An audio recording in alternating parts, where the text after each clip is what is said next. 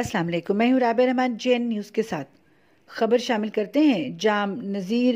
Samejo divisional bureau chief Sukkur کے مطابق گزشتہ روز پی رہنما MNA سید خورشید احمد شاہ کا عوامی شکایات پر سول ہسپتال کا اچانک دورہ، مختلف شعبہ جات کا معائنہ، مریضوں سے طبی سہولیات فراہمی کے حوالے سے معلومات حاصل کی گئیں، صفائی ستھرائی کے ناقص انتظامات پر سخت برہمی کا اظہار کیا گیا۔ اس موقع پر زچہ بچہ وارڈ میں موجود مریض بچوں کے ورثاء نے سابق اپوزیشن لیڈر قومی اسمبلی کے آگے شکایتوں کے انبار لگا دیے۔ انہوں نے آنے والے 2 ہفتوں میں تمام مسائل کے حل